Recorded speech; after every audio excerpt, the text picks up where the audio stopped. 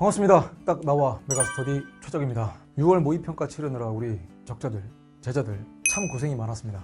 선생님 입장에서는 고생한 제자들한테 또 응원뿐만 아니라 뭐 다독임, 토닥토닥. 근데 토닥토닥 혹은 다독임, 응원이라고 하기에는 6월 모의평가 끝나자마자 그 직후에 인스타그램 DM 쪽으로 하도 많은 그 생존 보고랄까 받아서 힘이 불끈불끈 납니다. 정말 진심으로. 야, 근데 그리고 이게 이 정도의 만점자가 많은데 1컷이 50점이 아니라고? 뭐 이런 느낌이 또 들기도 해요. 근데 뭐 1등급 컷 그 자체로도 여러분들 입장에서 중요하긴 한데 선생님의 생각은 이제 총평 차근차근 하고 그 다음에 토파보기 6월 모의평가 토파보기가 뭐냐? 올해부터 선생님의 분석 및 해설 강의의 이름을 토파보기라고 명칭할 거고요. 거기에 대한 진심을 담은 총평을 우선 여러분들께 전달을 하고, 그리고 항상 선생님은 그 분석 및 해설 강의, 이 토파보기 강의 찍을 때마다 어떤 느낌인지를 좀 말씀을 드릴 필요가 있어서 그냥 6월 모의평가에 대한 정확한 분석, 그 다음에 해설도 해설이지만 앞으로 남은 기간 동안에 우리가 2025학년도 대수능을 어떻게 준비해 나갈 것인가 이 고민을 해야 되잖아요. 공부는 지속되어야 될 거니까 차근차근. 일단 고생한 여러분들에게 선생님이 선물로 드릴 수 있는 것은 텀블러 그런 거 말고, 그건 이벤트 할 때 쓰는 거고, 아까도 얘기했던 것처럼 앞으로의 학습법, 계획 어떻게 세울 것인가, 그 다음에 어디에 집중해야 될 것인가, 거기에 대한 명확하고 냉철한 분석 해드리는 것을 이제 선물로 준비를 했고요. 정말 이건 그냥 하는 소리가 아니라 너무 진짜 자랑스러워요. 자랑하고 싶어 미칠 것 같은데 선생님의 성격상 그렇게 막 대놓고 자랑하는 스타일은 아니다 보니까 일단은 토파보기가 무슨 말이냐, 이 토파보다라는 말은 순 우리말로 요즘 들어 좀 그 쓰임새가 많아져서 여러분도 들어보지 않았을까 싶은데, 토파보다 샅샅이 토파 나가면서 살피다. 틈이 있는 곳마다 모조리 더듬어 뒤지면서 찾는다. 아마도 이 해설 강의를 기대하는 친구들은 이 정답률만 딱 보면 잠깐만 정답률 낮은데 난 쉽게 풀었는데 이런 문제도 있을 거고요. 오히려 자기는 엄청 많은 고민을 했는데 결국 맞히긴 했지만 근데 뭐 정답을 보니까 납득은 되는데 이게 어떤 과정을 통해 정답이 도출되는 거냐 이렇게 궁금해하는 친구들도 분명 있을 겁니다. 그래서 이 다양한 우리 제자들의 요구를 모아 이 총평과 토파보기에 담았는데요. 일단 총평. 원래 선생님의 이 총평은 되게 짤막했어요. 근데 이번에는 많이 좀 준비를 했습니다. 자, 왜 그러냐면 뭐 작년에 출제 기조도 바뀌고, 그 다음에 이게 6월 모의평가에 또 어떻게 녹아 들어갔는가도 의미가 있고, 이 시험이 쉬웠는가 어려웠는가 라고 한다면 솔직히 준비된 친구들한테는 그렇게 어려운 시험이 아니었겠지만 아직까지도 민법과 형법 파트에서 뭐 혹은 통치기구 파트에서 함정에 죄다 걸리는 친구들은 진짜 점수가 쭉쭉 빠지죠. 그러니까 심지어 현장에서 어떤 얘기도 들었냐, 지금 선생님이 이 총평을 시험 직후에 바로 촬영을 하다 보니까 아직은 정치여법 현장까지는 못 갔지만 사회문화 이제 반을 돌아보니까 어떤 느낌이냐면 거기 사문정법 동시 선택자가 있지 않습니까? 그래서 야, 사회문화 점수뿐만 아니라 정법도 얘기해봐. 그러니까 막 엄청 틀렸어요. 근데 그 친구는 아직은 공부가 좀 덜 된 친구긴 한데 이런 느낌이었어요. 그냥 평가원이 던지는 떡밥을 다물고 있는 거야. 그러니까 함정이랍시고 판 건 그냥 거의 뭐 다리를 들이미는 정도? 다물린 거예요. 그러다 보니까 점수가 쭉쭉 빠지죠. 근데 그 함정이 보이기 시작하는 친구들은 이건 괴소리야. 이렇게 현명하고 영리하게 넘어갔겠지만 그런 그 둘의, 즉 준비된 친구와 그러지 못한 친구의 온도차가 분명히 있는 시험이고요. 그러니까 전반적으로 말씀드리면 준비된 친구들한테는 크게 어려운 시험이 아닙니다. 작년 수능과 비교하면 정보량도 적죠. 시험지도 약간 넉넉합니다. 근데 이제 우리는 수능을 대비할 때는 어려워질 걸 대비해서 정보량이 많은 것도 차근차근 준비해 나갈 것이고요. 세트 문제는 정보 형태 선거 게임. 근데 얘는 정말 진짜 이거 솔직하게 말씀드리겠습니다. 이거를 우리가 준비했어요. 나중에 보시면 알아요. 선생님 이제 와서 그냥 6월 모의평가 시험지 보시고 그냥 지어내신 얘기 아닙니까? 그렇게 말하기에는 너무 안타까운 거야. 우리가 적재생존 모의고사 시즌 1을 6월 모의평가 전에 냈잖아요. 시즌 2가 기다리고 있잖아요. 나중에 보세요. 진짜 정말 당장이라도 그 문제에 살짝 그 생김새를 올려드리고 싶을 정도의 이거 진짜 한 템포만 빨리 우리가 그 적생모 한 3회차 정도만 실었어도 미리 연습하고 들어갈 수 있었는데, 하지만 이게 뭐 정부 형태가 문제 자체로 어려운 건 아니고요. 여기 선거 게임이 살짝 좀 헷갈릴 수는 있긴 한데 이것도 계산 문제가 아니기 때문에 또 차근차근 풀이해 드릴 거고, 빈출 주제 중에 이번 시험에 안 나온 주제가 있다. 이게 근로기약 분석이죠. 왜냐면 이번 시험에서는 근로자 피해 구제 절차가 주로 나왔기 때문에 이 국제법도 원래 맨날 나오는 건 아니지만 그래도 한 3번의 시험에 한두 번 정도 나오기 때문에 다음에 9월 모의평가와 수능, 특히나 9월 모의평가 국제법 나올 수 있다라고 말씀을 드리고, 그 다음에 4번의 지역 개념은 무슨 말이냐면 아마 15번 문제 그 근로자 피해 구제 절차 그 문제를 풀면서 틀린 친구들이나 맞힌 친구들이나 어떤 궁금증이 생길 거냐면 이 절차를 쭉 정리해 나갈 때 이제부터 기간도 알아야 되는 건가? 기간, 며칠 이내, 뭐 몇 달 이내, 이런 것들도 알아야 되는 건가? 라고 한다면 이제 우리가 6월 모의평가 이후에 약간의 튜닝이 더 필요하다 그러면 선생님은 지역 개념, 그러니까 지역적이다라는 게 아니라 내가 이것까지 알아야 되는가라고 의심했던 것에서도 조금 더 손을 대면 선지가 더욱더 명확해지지 않을까 해서 다음 강의부터 여러분들이 이 6월 모의평가를 딱 봤을 때 이거 너무 깊은데 혹은 너무 좀 디테일한데 하는 것들이 있다면 전부 다 반영을 하겠습니다. 자, 5번 부탁하겠습니다. 정답률보다는 선지 구성에 신경을 써야 됩니다. 그러니까 아까도 처음 말씀드렸던 것처럼 잠깐만 자기는 이 문제의 정답률이 잘 이해가 안 돼. 생각보다 정답률이 높아. 근데 자기는 한참 고민하다가 문제를 맞히긴 했어. 거기에 선지 하나가 있어요. 그게 바로 7번 문제의 디귿 선지이지 않을까 싶습니다.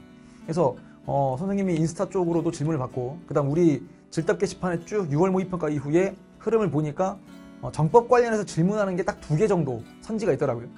거기에 대한 설명해드리겠습니다. 정답률과 상관없이. 그 다음 사탐런에 대한 이야기를 할 때 발음 제대로 해줘. 사탐런이 아니고 사탐런.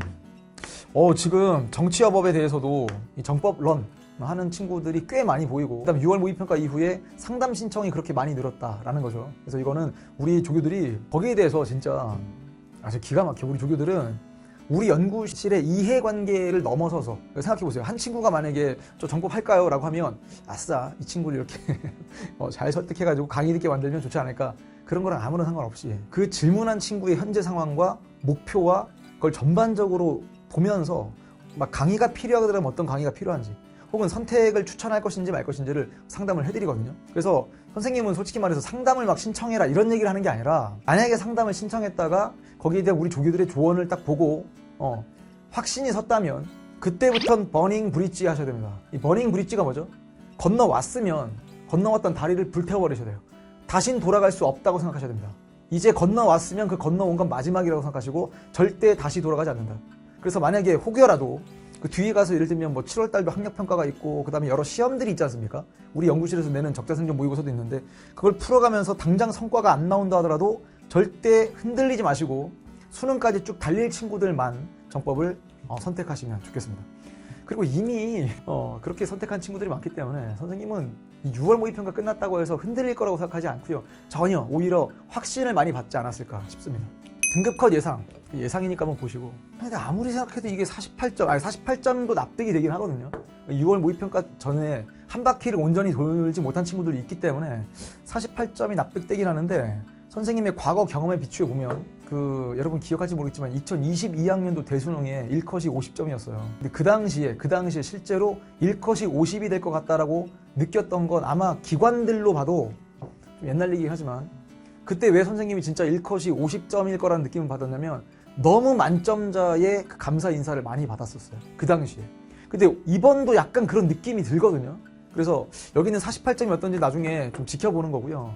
솔직히 이게 48점이든 50점이든 우리한테는 상관이 없습니다. 우리는 수능을 보고 달릴 것이고. 자, 또 하나. 지금 또 수험생들 사이에서 이런 얘기가 있는 걸로 알고 있는데 예를 들면 뭐 선생님이 강의하는 정치여법뿐만 아니라 사회문화에서 야 원래 사문정법 표점 높다면서 근데 뭐야 표점이 뭐 68점밖에 안 돼 만점 받아도 이대로 계속 가는 거 아닌가? 그건 아무도 모를 일이고요. 계속 그런 식으로 생각하게 되면 자기가 선택했던 것에 확신이 떨어져요. 공부가 별로 재미없을 수도 있고 흔들린단 말이에요. 그러니까 이번 시험을 딱 보니까 오히려 윤리 쪽 과목에서 즉 정법 사문이 아닌 다른 과목에서 표점이 더 높거든요. 경제는 원래도 높았고 이번도 높은데 그럼 갑자기 또 그 표점 때문에 6월 모의평가의 표점 때문에 선택 과목을 바꾸실 겁니까?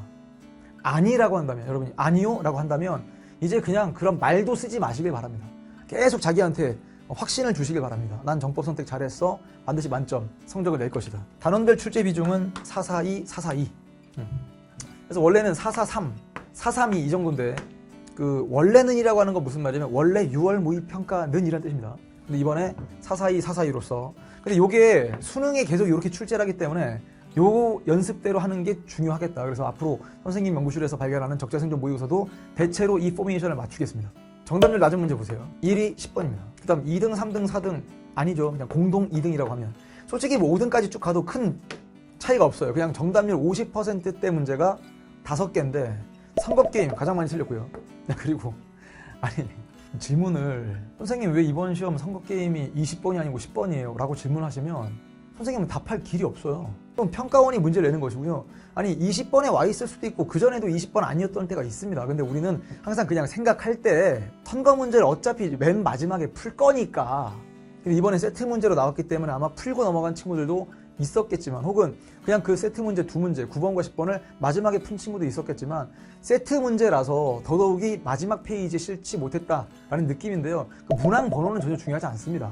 그래서 그런 질문 받을 때 좀 약간 뭐랄까 좀 당황스러워요. 왜냐면 문항 번호를 선생님이 어떻게 할 수 있는 게 아닌데, 그리고 우리도 모의고사 만들잖아요. 그러면 대체로 우리가 선호하는 문항의 순서가 있긴 한데 그게 편집을 하다 보면 한 문제 한 문제마다 길고 짧음이 있지 않습니까? 그러면 당연히 문제 배치를 할 때 뒤에 있으면 좋을 문제를 앞에 가서 배치할 수도 있는 거예요. 범죄 성립. 와, 이거 보죠. 이거 뭔가요? 13번. 근로자 피해 구제 절차. 형사 절차 미성년자의 기약인데 지금 여기에 뭐가 없냐면 통치기구 한 문제도 들어가 있지 않고요. 그다음 민법 파트에서 가족관계라든지 뭐 아니면 손해배상이라든지 이게 없거든요. 그러다 보니까 여기 딱 봤을 때 여러분 생각으로는 5단원이 이번 시험의 주인공인 것처럼 보일 겁니다. 근데 선생님은 아까도 얘기했죠. 정답률에 너무 신경 쓰지 말고 일단 선지 하나하나 판단을 하되 자기가, 자 보세요. 정답률이 높다는 거 그 문제가 그냥 쉽다는 뜻이 아니고요. 답이 되는 선지 하나가 쉽게 골라져 나오면 그냥 그 문제는 정답률이 높은데 곰곰이 고민해 볼 때 가끔씩 소름 돋는 문제가 있어요. 잠깐만. 내가 답은 쉽게 골랐는데 나머지 틀린 선지들이 왜 틀렸는지 모르겠는데? 이런 느낌. 그러면 선지에 집중하셔서 꼼꼼하게 분석하시는 게 맞습니다. 그래서 이런 강의와 통평도 준비하는 거 아니겠습니까? 우리 적자들에게 당부합니다. 일희일비하지 않고요. 근데 이거는 뭐 선생님이 일희일비하지 말라고 해서 여러분들이 그때 가서 비로소 그래, 내 이번 시험 잘 봤지만 자만하지 말고 자중하자, 컴다운하자, 이번 시험 내가 좀 못 봤지만 으쌰으쌰 하자, 이건 여러분들도 분명 느낄 겁니다. 왜냐면 이건 선생님만 하는 얘기가 아니기 때문에. 근데 모든 선생님들이 다 이야기하는 공통점이라면 한 번 더 귀담아 들으시면 돼요. 뭐 저렇게 뻔한 얘기를 하고 있어, 그게 아니고요. 왜 저렇게 모든 선생님들이 다 이 말씀을 하실까? 그러면 이게 진짜 중요해서라는 뜻이잖아요. 일희일비하지 말 것. 두 번째, 이거는 선생님이 이 문장을 만들려고 참 고민을 많이 했는데 쉬운 시험을 기대하지 말고요. 어려운 시험을 우린 대비해야 됩니다. 오히려 준비가 된 친구들은 시험이 어려워지길 바랄 때도 있죠. 선생님도 여러분 나이 때 그랬던 적이 있어요. 이게 자신감이 붙기 시작하면 잠깐만 쉽게 내면 나 오히려 상대적으로 손해보겠는데? 그러니까 좀 적당한 선에서 어렵게 내는 게 좋지 않을까? 그 적당한 선에서 어렵게가 선생님 기준 판단 정답률 50%, 60%대입니다.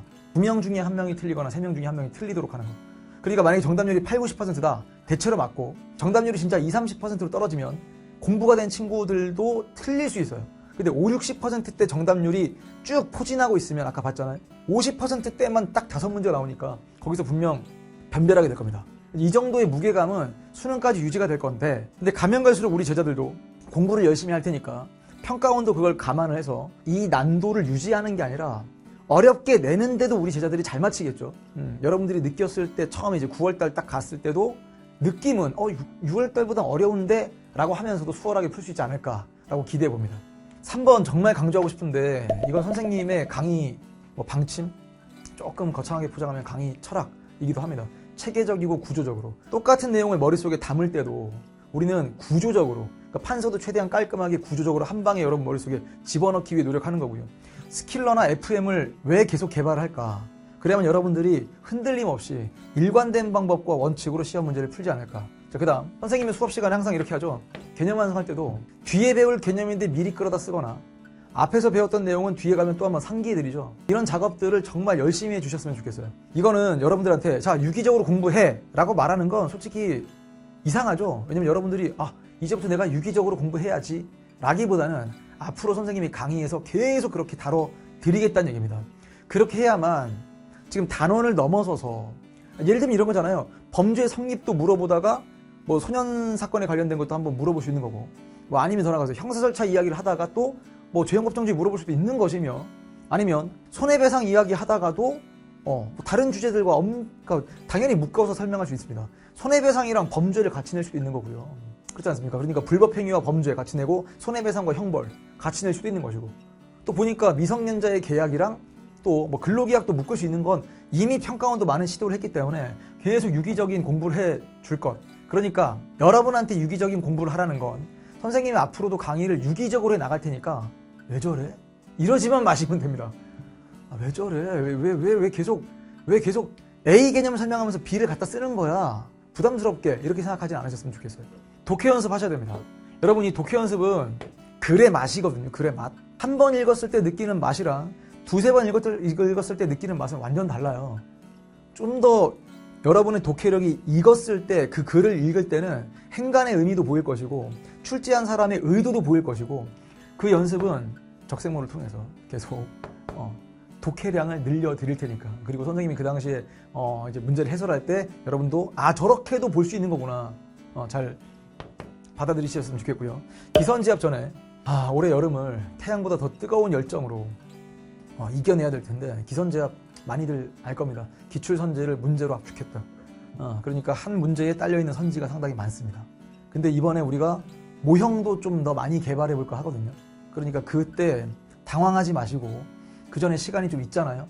약정목력 특강 완강되고 기선제압 개강전까지 한 달 남짓의 시간이 있기 때문에 약정목력 특강 안 들은 친구들은 반드시, 혹시라도 여러분이 선생님이 지금 이 자리를 빌어서 선생님의 강의를 홍보하는 거라고 생각한다면 오해일 겁니다. 선생님의 이야기가 의심스럽거나 못 믿겠으면 수강 후기를 한 번이라도 좀 보고 판단하시면 좋겠습니다. 다시 한번, 약정목력 특강의 선생님 오리엔테이션도 오리엔테이션이지만 수강 후기를 보고 이게 나한테 필요한 강의인지를 한번 보시면, 이게 왜 선생님이 기선제압 전에 꼭 추천하는지, 그 다음 개념 휘몰이라고 하는 이 강의는 또 여러분들한테 큰 또 선물이 되지 않을까 싶은데, 개념 휘몰이 때 채택할 교재, 여러분 그토록 오래 기다려왔던 스킬러 노트를 발간하겠습니다. 그래서 이제까지는 열심히 적었지만, 그 열심히 적은 게 큰 실력 향상에 도움이 돼요. 근데 우리 제자들이 계속 스킬러 노트를 왜 발간 안 해주시냐.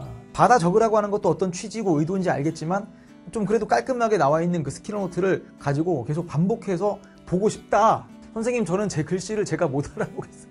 교재로 발간해 달라 라는 요청을 반영해서 개념 휘몰아치는 개념 6월 모의평가 이후에 약속합니다. 정법 15강 컷 하겠습니다.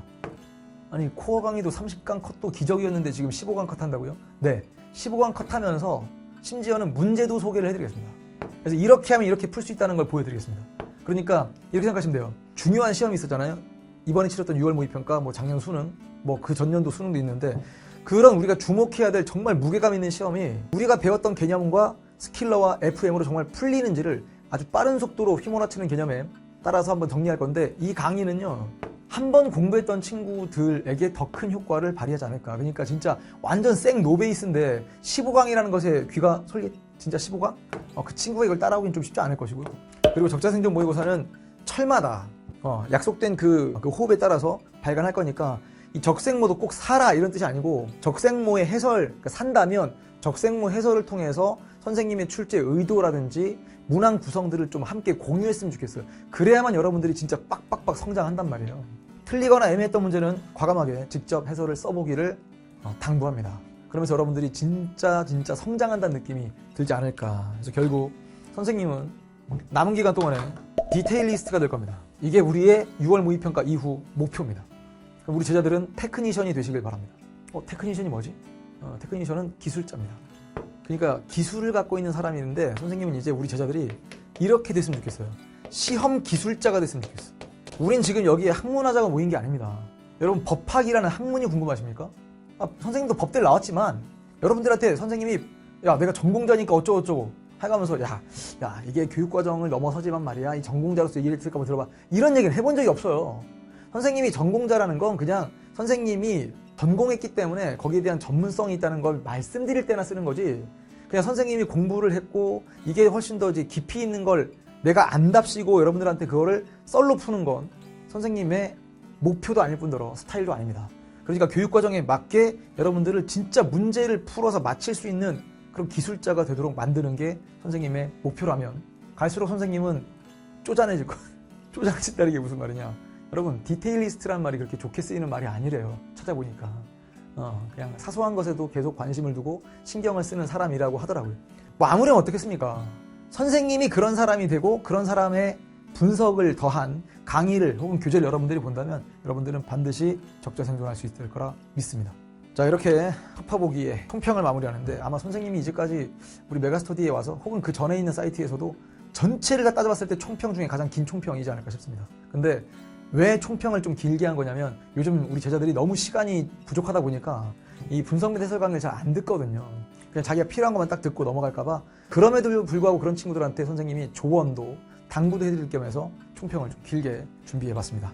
자, 긴 시간 고생 많았고요. 바로 여러분들은 6월 모의평가 주요 문항 토파보기 강의로 넘어가면 좋겠는데 선생님의 솔직한 바람은요, 현장 버전을 듣는 걸 추천합니다. 현장 버전이 약정공략 특강과 적자생존의 모의고사에 붙을 텐데 그 버전을 풀로 1번부터 20번까지 다 듣는 거를 추천합니다. 근데 시간 없는 친구들은 오답률 높은 문항만 쭉 풀어드리는 토파보기 주요 문항 해설 함께 하시면 되겠습니다. 다음에 또 웃는 얼굴로 만날 그날까지 마음의 평화와 평온이 함께하길 바랍니다. 피스 최적이었습니다.